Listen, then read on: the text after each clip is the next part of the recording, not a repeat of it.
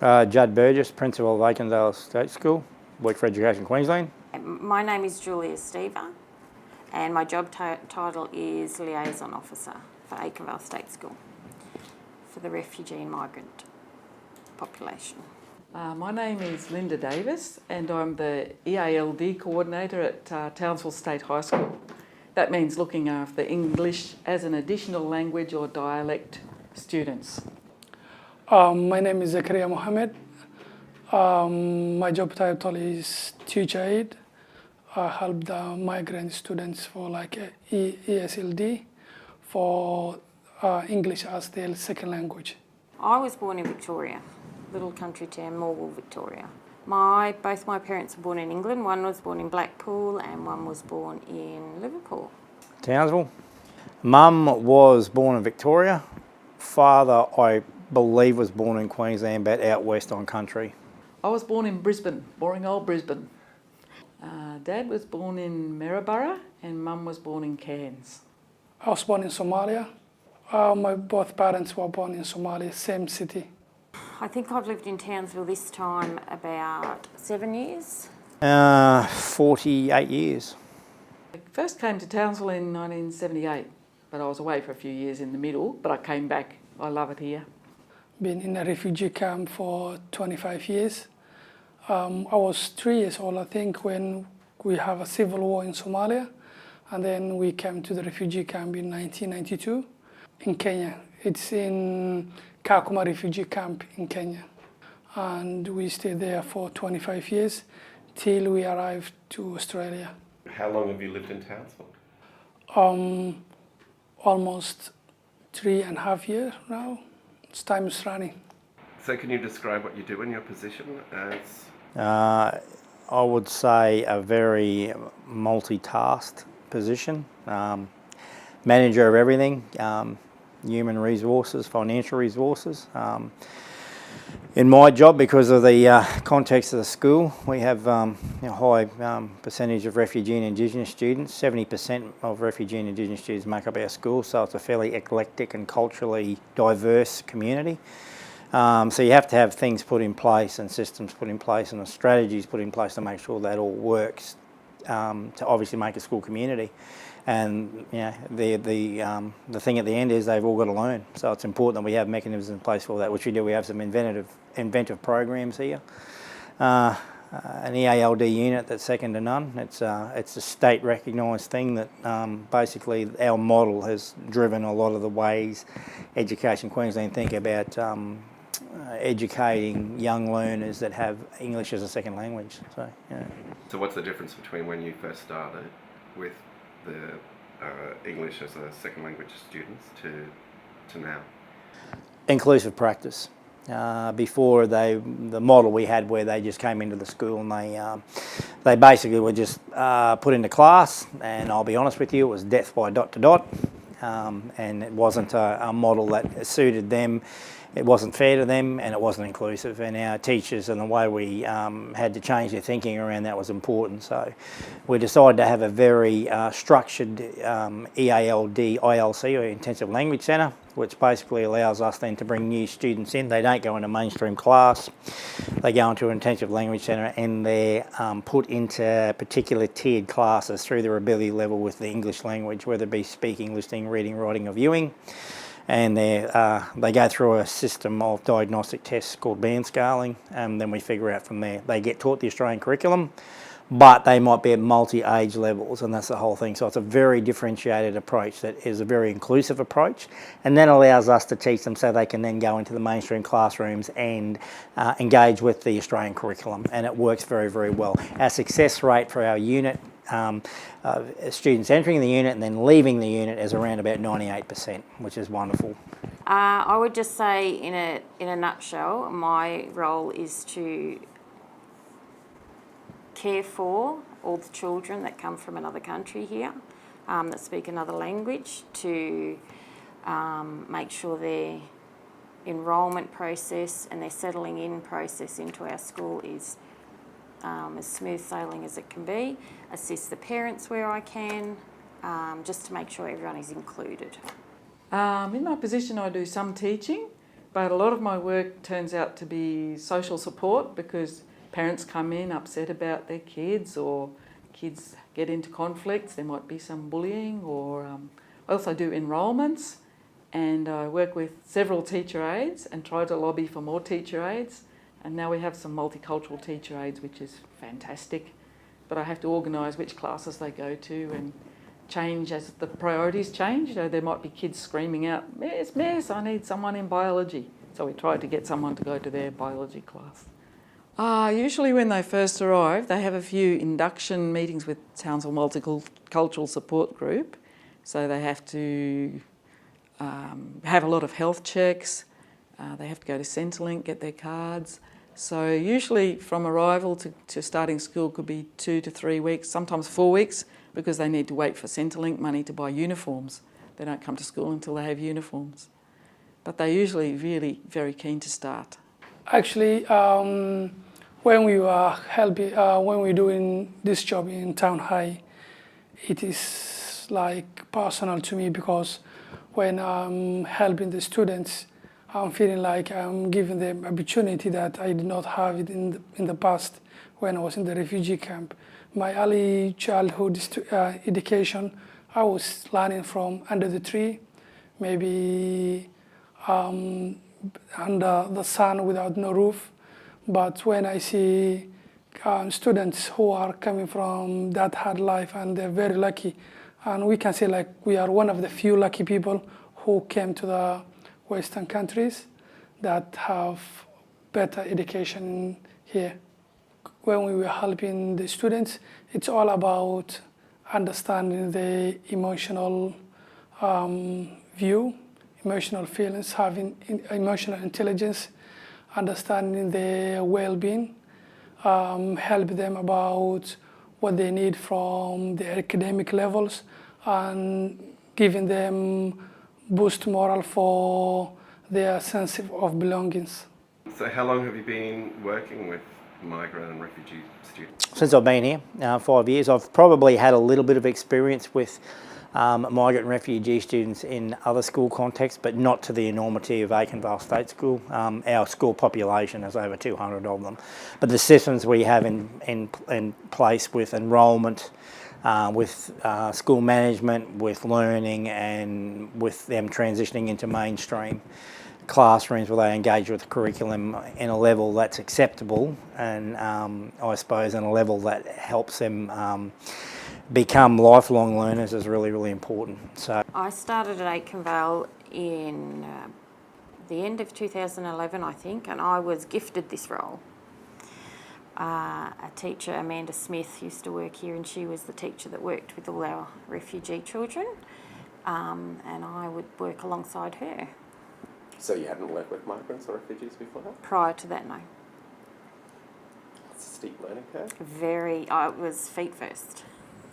To be honest, there is no sort of training that gets you prepared for working in this field. It is a life experience. I have learnt so much. I learn daily. Nobody can teach you how you've got to juggle your emotions, you've got to bury those maternal emotions, and you cannot teach anybody that. I think it's about 18 years now that I've been doing it. Yep. Well, I first worked with multicultural students when I worked with Commonwealth Education Department tutoring Aboriginal and Torres Strait Islander students in Townsville after school, and I loved doing that. They used to teach me a few words in their languages, and I've always loved cross-cultural stuff. And then many years later, I had worked in biology as well, but many years later I jumped across to teaching and started at Aitkenvale School, visiting various primary schools and some high schools, and the numbers were not so high then. But since coming to Town High in 2003, the numbers of refugee students has just steadily grown and grown and grown. There were 15 when I started, now we have about 120, and the numbers are increasing.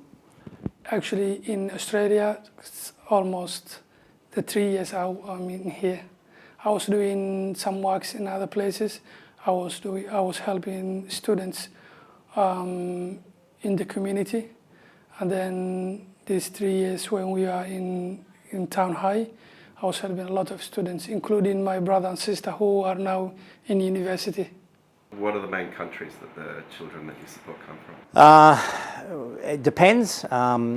We do have a lot of Somalian students here. We have from Congo, Burundi, Eritrea. We get quite a few Papua New Guinean students that come because we have a relationship with JCU, and also from the Philippines as well. Yeah, so we do have quite an eclectic bunch, a culturally diverse bunch of students, but they come in different waves, I suppose you could say, or phases, where we have a lot of Somalians, and then all of a sudden immigration stopped that particular group of people, and then they'll have Congolese come in. So it's a bit of a mixed bag, and they'll come in at, they don't come in at 1 or 2, they come in at 10 or 20 in one go. So we've got to have a very fluid and diverse and inclusive model to have that many students in at once. So it's important that it's run correctly, and I've got a really strong team of people around me that make that happen. So it's important. Yeah. At the moment, most of our students come from Somalia or Congo, and there are a few from Burma. They were living in Thailand, and some Nepali kids as well that are called Bhutanese refugees, but they were actually living in Nepal, so they feel Nepali. Mostly they come from war-torn countries, Somalia, Congo, Uganda, Central Africa. Others, they came Eritrea. They have like various languages, but mostly I can speak their language. What languages do you speak? I can speak Arabic, English, Swahili, Somali. So how many children from migrant refugee do you think you help each year at your school? Going on our school population, be over 200. Yeah. Hundreds. I don't know. I feel like I'm the mother to hundreds. Come and go. I have the babies that go to Step Up, the mums that have babies, hundreds. I would say hundreds, transitioning in and out. That's as a team, we try to help all of those kids, up to 120 or so.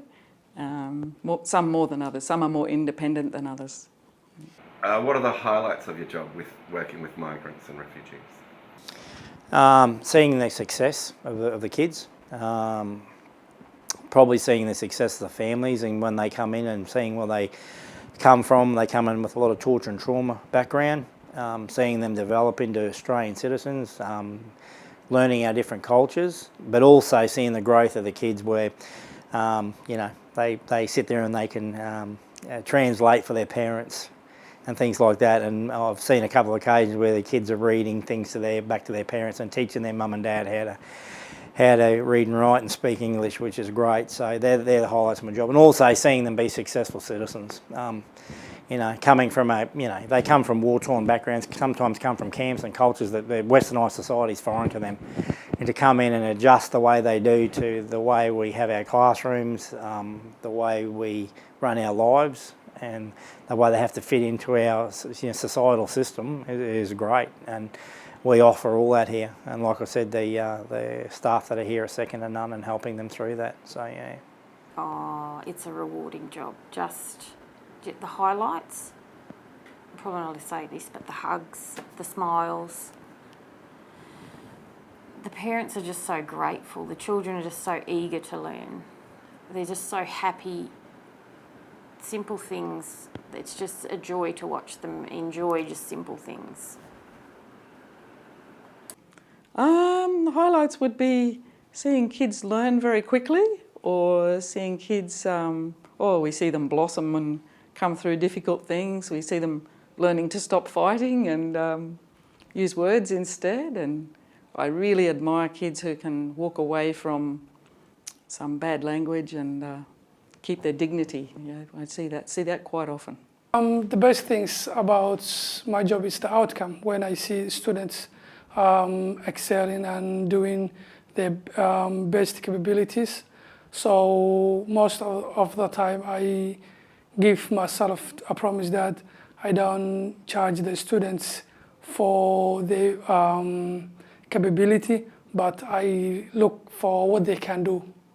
So when I see students who are doing unexpected, like when they're doing like better than you expected, that's the things that you'll be delightful. Culturally, some of the harder issues is probably understanding the torture and trauma some of the kids go through. Being very aware of the cultural significance with the ladies, you know, when you might put your hand out and they can't shake your hand because of their religious beliefs or customs. Probably the biggest thing for me is changing the mindset of the men. The men they're good men, but they're very instilled in their ways as far as women's rights.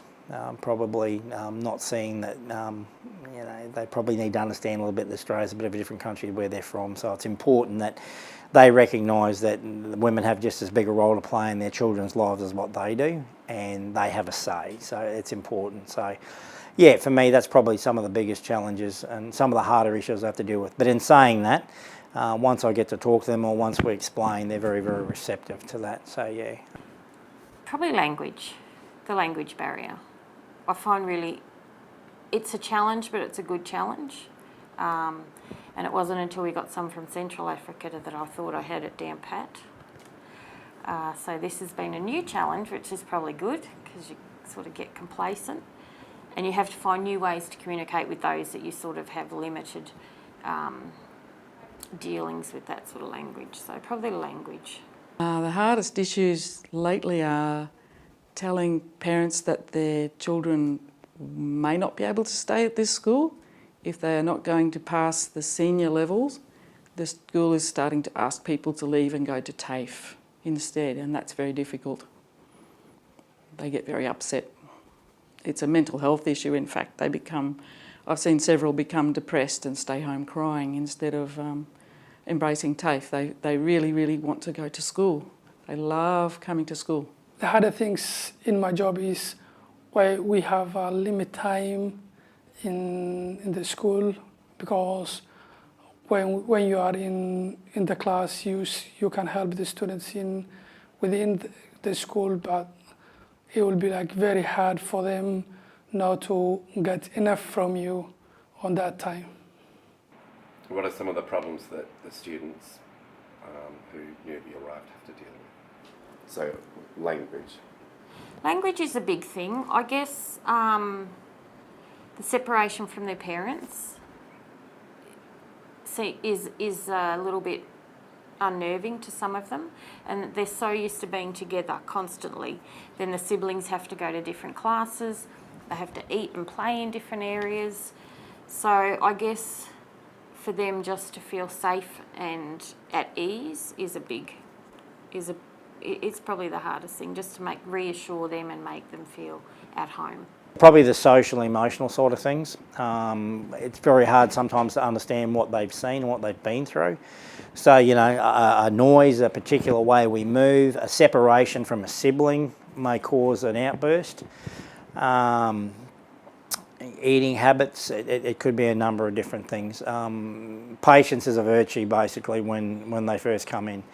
And it's a very, very diverse range. We can get kids that come from the Congo that come in with absolutely wonderful mathematic ability and need, you know, a little bit of help with their English ability, and then we got the other diverse scale. They can be from the same place but have been born and bred in camps and have nothing. So, you know, that's some of the problems that can come with newly arrived students, and probably just getting used to the westernised society of school, because a lot of them, you know, their schooling to them's under a tent in the dirt. And having an elder talk to them about stories and doing some role playing and things like that. So, yeah. Just not being able to communicate is incredibly difficult for students when they're newly here. They might be sort of spoken to harshly by some teachers or staff at the school who don't understand what it's like to not understand. I just spoke to 2 students this morning who said, "Miss, they told me to see Miss Tree." And they didn't hear, because Australians are speaking so quickly, they didn't hear the full name of the person they're meant to see. So they are left looking kind of humiliated at the office, wondering who they're meant to see. So that's one small difficulty that comes up. Other difficulties would include, well, the not being understood on the buses. On the bus, they're often spoken to quite harshly by some drivers for not having money or tickets, and they lose their tickets a lot. And the students are used to being allowed to be very noisy. In Africa, they tell me that on their buses, that all 40 people on the bus would be having a loud conversation, all in the one conversation. And some bus drivers here don't like that noise level, so they get shouted at. It's the main one is the cultural shock and the language. When the students when they came to Australia and they see it's another continent, different culture, different language, they will feel like they are odd one out. It's mostly like in Africa, most of the people, the children, they have like their own culture, while in Australia it's different than that, because it's when we are in Africa, people could do like dance or have another events like ceremonies, which will be different for them, because when they're doing that, they were feeling like relaxed from their mind and their soul, but now they feel like they're doing the general things only. What are some of the ways that Aitkenvale developed a sense of belonging to newly arrived students to the school? The big thing I would have to say is the English unit that we have. The children come in, they slightly relieved to walk into a classroom and see that, you know, there's other children that they may have known. They settle, and as they grow and they learn more, they seem to mix with the other children out in the playground. So very visual. We gift them with a uniform when they come, make them feel part and proud of everything. I'm there every afternoon and every morning to greet the parents, say bye to the children, seem to have a sixth sense if somebody's not quite having a great day. I'll sit down and have a chat. I'm outside all the time. I like to be available all the time to make sure everybody's... The teachers that we have in the English unit, the teachers of a whole of Aitkenvale, just do a great job of making the children feel, you know, part of Aitkenvale and part of Australia. I think our liaison officer, Julia Stever, does a wonderful job of that. She's brilliant in making families feel welcome. Our enrolment process is very good. It's very visual. It's got a lot of pictures. They understand pictures.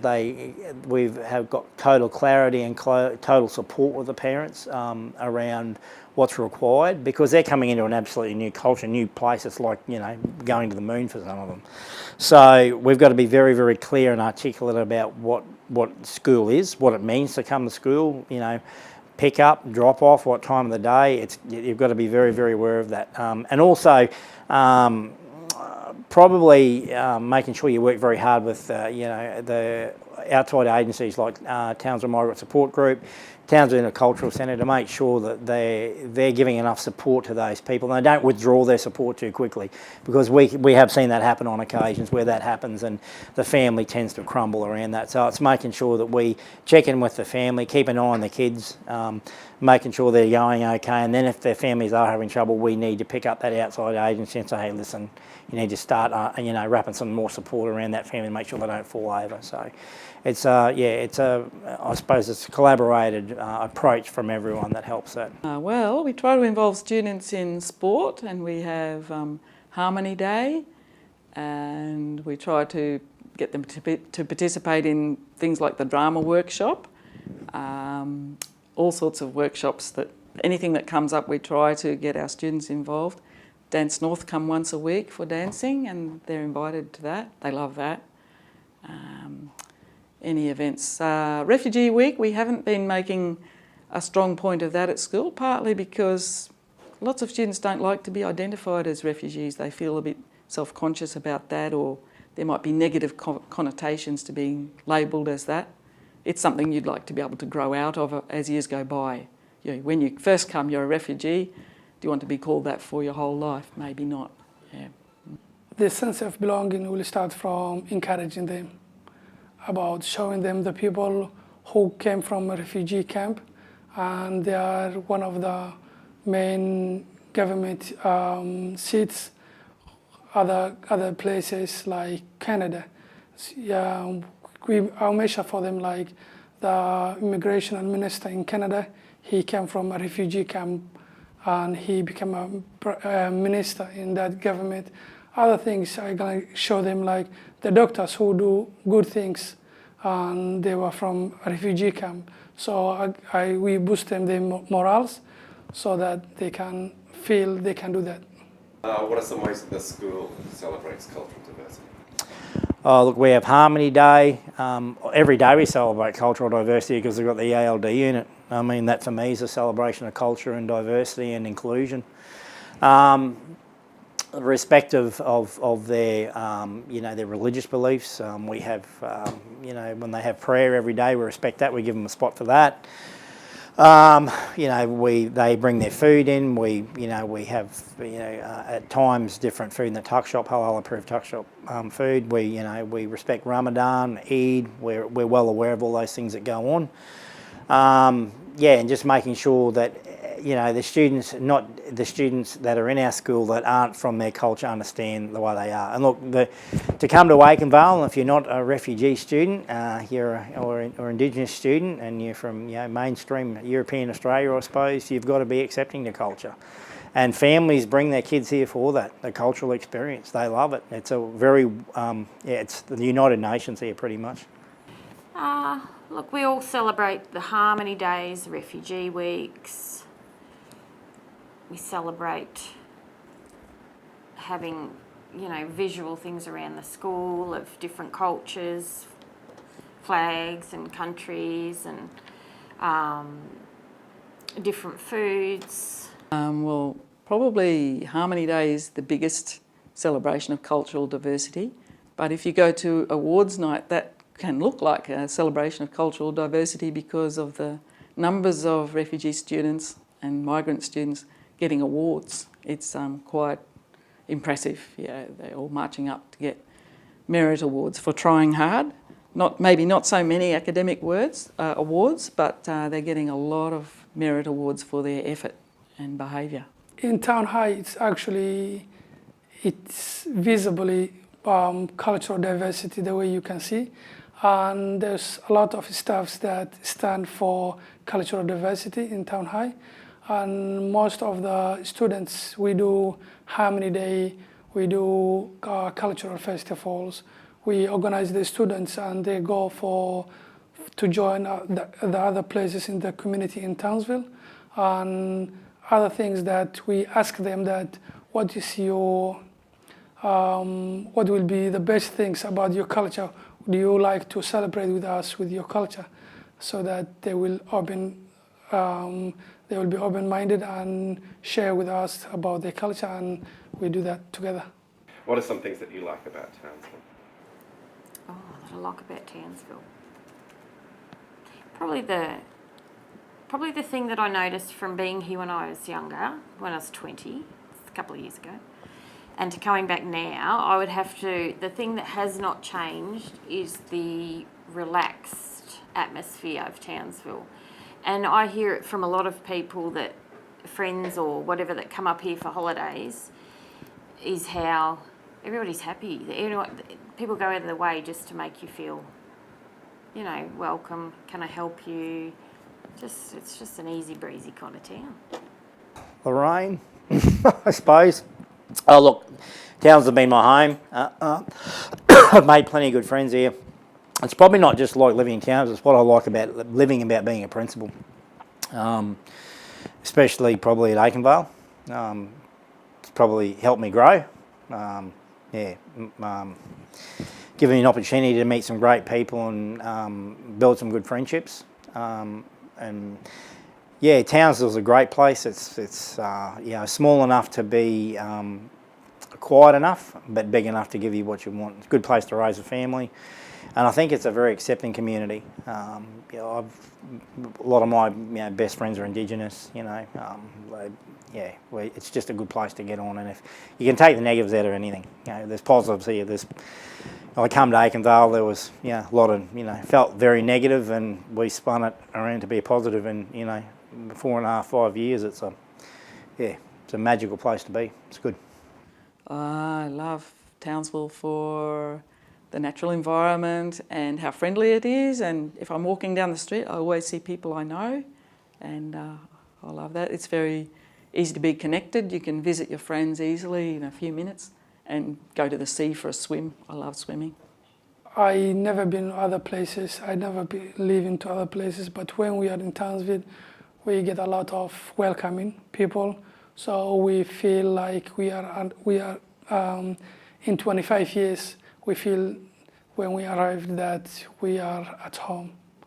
So when we see the people will ask us that, what do you need? But that was our lifetime question. About nobody will used to care about what we want or what we need. On my free time, actually, I do a couple of things. I have a family in Malaysia. I need to support them, and I have two lifestyles in Australia and in Malaysia. I do drive taxi, and I go with the communities and have a conversation with my passengers, and they're very understandable, and we have a lot of stories, and we laugh together. The other things I do in Sundays and Tuesdays is I coach students and other youth in Somali community and Congolese community. We call them like Townsville United, and that team will be like we provide for them to do the sports things because we need them to live in dignity and education, so that we encourage them. They play soccer in Africa. The main sports we play is soccer. Yeah, most of the students, when they play soccer and they're open-minded, and when they're happy, that's the time you can give them the advice so that they are giving you their intentions. Every Sundays, all the parents will come to the Cranbrook Park. Boys and girls will play the soccer, and they do like their lifestyle, and they're very happy for that. What does being a Queenslander mean to you? No, being accepting.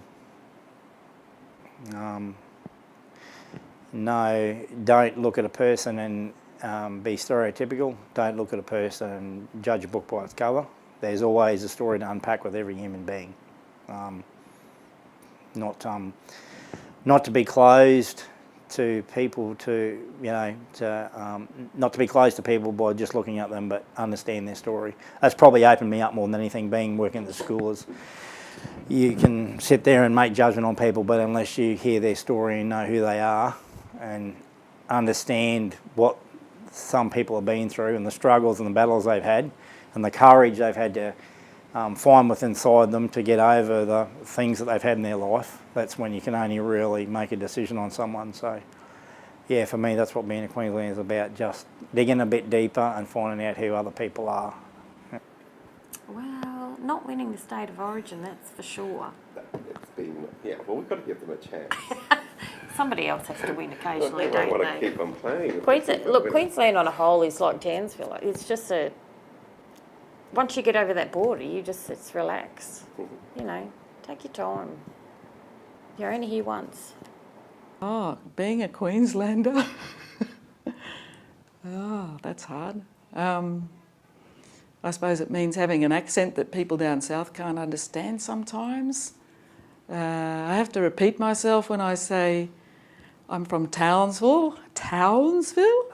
T-O-W-N. I have to spell where I'm from when I'm talking to people on the phone, for telephone interpreter service in particular.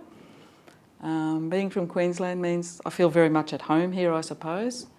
But I'm also very aware of the history of dispossession, etc.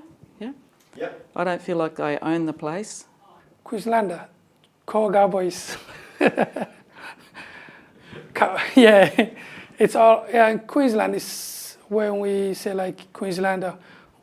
It's all about they have a rich culture here in Queensland. The way I see the respectful people, and the weather is good here with us, and it's similar to where I came from. It's tropical weather.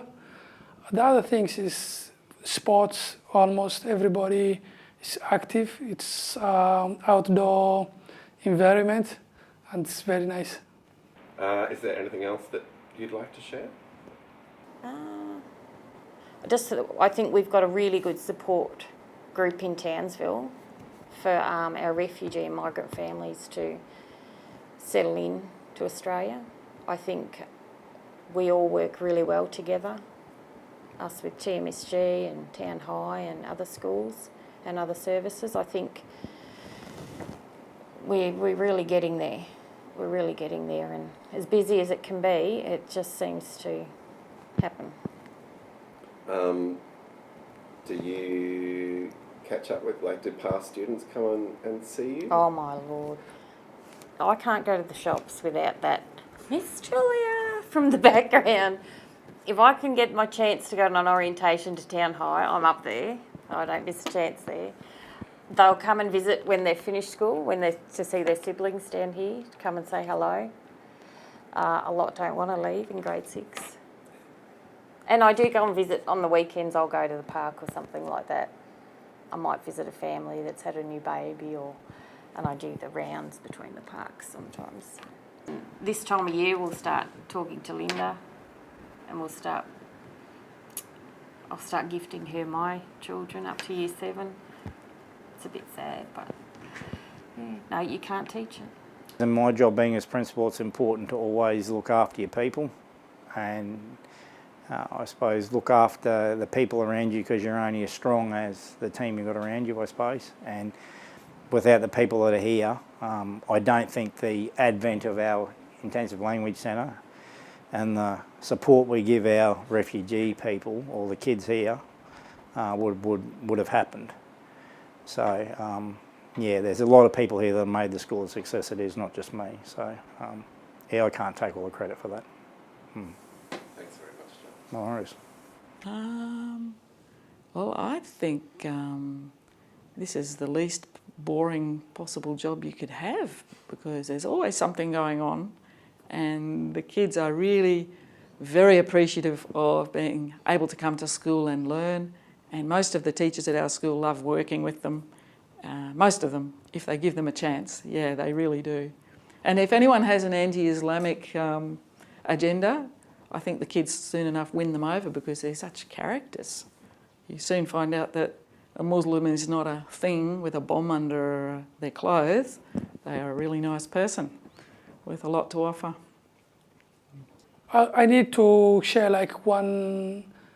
one thing, is that if the people who are Queenslanders, the way you said before, if they can learn their neighbours, the migrant neighbours who live beside them, they may never know about the culture or the way of their life. But the migrant people would like to talk to them, but they don't have enough English, so they feel they cannot. There's a barrier of language there. But if almost everyone could be having courage that they can go to the next door and say hi to them, and maybe learn 1 or 2 names from their family, will be a community connection, and that will be good things in Townsville. Excellent, thank you. Thanks, sir.